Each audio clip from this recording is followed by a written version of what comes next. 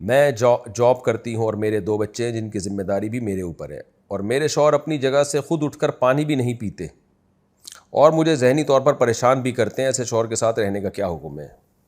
Job کرنا آپ کی ذمہ نہیں ہے، شوہر کے ذمہ ہے۔ شوہر کو چاہیے جاب کرے، بیگم کو چاہیے گھر میں رہے۔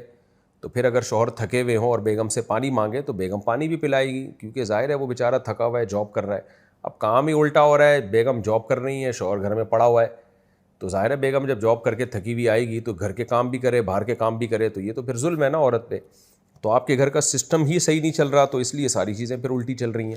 تو سسٹم کو صحیح کر دیں، اور جو سسٹم بنایا ہوا ہے اس کو ختم کر دیں، سسٹم کے تحت لے آئیں اس کو۔ تو پھر مجھے امید ہے کہ پھر جب یا تو شوہر خود اس کے پانی پی لے گا یا آپ کو کہے گا تو آپ کے لیے پلانا آسان ہوگا، کیونکہ آپ تھکی بھی نہیں ہوں گی بہت زیادہ۔ تو ایسا نہیں ہو سکتا کہ بعض گاؤں میں ہم نے دیکھا ہے گھر کے باہر کے کام بھی عورتیں کر رہی ہوتی ہیں، گھر کے کام بھی عورتیں، تو وہ ظلم ہے عورت کے اوپر۔ ایک طرح کے کام عورت کر سکتی ہے، تو سسٹم کے بجائے اس کو سسٹم کے تحت لے کر آئیں تو پھر صحیح ہو جائے گا، امید ہے انشاءاللہ۔ باقی شوہر کے ساتھ رہنے کا کیا حکم ہے، تو میں تو یہی کہوں گا جب تک میاں ہے تو میاں کو ہوتا ہی اس لیے کہ اس کے ساتھ رہا جائے۔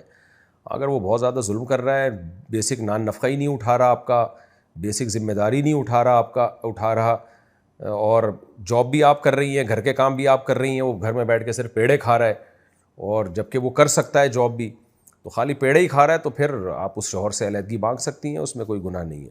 لیکن اس میں یہ دیکھا جائے گا کہ شوہر لیس ہونے کے بعد ایسا نہ ہو اس سے بڑی آزمائش میں پڑ جائیں آپ۔ اگر بچے بہت زیادہ ضد کریں تو کیا کرنا چاہیے؟ ان کی ضد کو پورا نہ کریں تاکہ ضد کرنے کے عادی نہ ہو۔ بچے جب ضد کرتے ہیں آپ ان کی ضد کو پورا کرتے رہیں تو ضدی بن جاتے ہیں۔ تو کچھ باتیں ان کی مان لیں، کچھ بولیں نہیں ہے، روتے رہو تو کچھ ہی نہیں ہوگا، ٹھیک ہو جائیں گے خود ہی انشاءاللہ۔